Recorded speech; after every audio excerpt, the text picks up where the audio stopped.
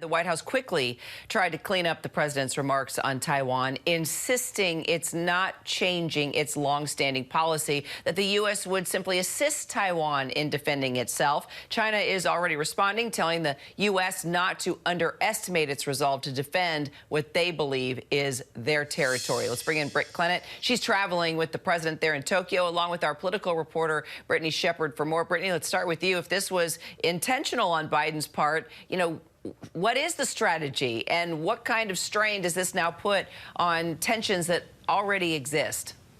Kira, intentional or not, this is a stunning escalation of U.S. domestic policy in the Indo-Pacific region, as we just heard just a few moments ago.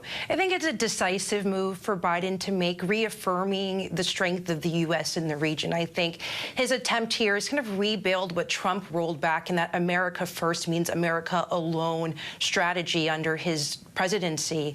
And Biden is trying to not only have a return to normal, but an escalation of how the U.S. is viewed in the region, especially as China begins to encroach not only in the Taiwanese region, but pushing up against Russia and other economic markets around the country and around the global sphere. So it's going to be a pretty major escalation on Biden's end.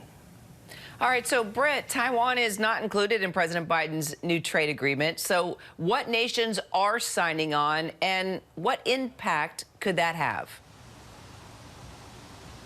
Well, so far there are 13 nations on board, including most Southeast Asian nations. Let's not forget, Southeast Asia is an extremely important region. It's poised to be the fastest growing region in the world. In fact, altogether of these nations involved, they make up 40% of the world's GDP and 60% of the global population. So the potential is there, but it has been criticised as being scant on details and substance so far. What we do know is that there is a focus on trade and improving the resilience of supply chains, which, as we know, we've been experiencing lately. So the agreement will also hone in on infrastructure and clean energy. Also key, and Biden said this when launching this agreement today, is that under this agreement, companies would not need technology transfers like in China. Now, we know China's not happy with the plan, recently calling it a political tool.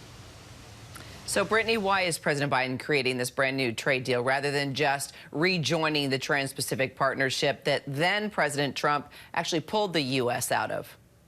Right. So when Trump pulled out of the TPP, Democrats were extremely stressed out.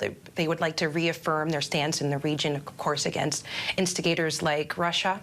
But during the campaign, President Biden said he wasn't happy with the plan negotiated under Obama and wanted to push for more environmental provisions, like we just heard. There's the countries involved in this new economic plan is 40% of the world's GDP. A lot of that are producers of fossil fuels and folks who are large producers of greenhouse gases, like we heard too. Lots of scant details about this plan, but Biden is hoping to renegotiate on his terms, on Western terms, and hopefully get a little more of a progressive slant to this new policy. Okay, and Britt, finally, let's talk about what's next on the president's itinerary there in Japan. Well, it's the end of Monday here, and tomorrow is the last day of Biden's trip to Asia. The president will meet with leaders of the Quad nations, Japan, Australia and India. As we know, the message here that Biden has wanted to deliver this trip is that the United States is dedicated, no matter what, to uniting its friends and allies in the region. And that message will also be brought to the Quad summit tomorrow. Biden will meet individually with the newly elected Prime Minister of Australia, Anthony Albanese. And when I say newly elected, he just won the election Saturday evening, expedited his swearing in, and he's on his way here to meet Biden. Now, the president will also meet with Indian Prime Minister Narendra Modi. That's when the Ukraine war is expected to come back into the fold, where Biden will likely try to press Modi on its relations with Russia, which are far closer economically than the White House would like. Okay, Britt Clennett, appreciate it. And Brittany Shepard, good to see you guys. Hi, everyone. George Stephanopoulos here. Thanks for checking out the ABC News YouTube channel. If you'd like to get more videos, show highlights, and watch live event coverage, click on the right over here to subscribe to our channel. And don't forget to download the ABC News app for breaking news alerts. Thanks for watching.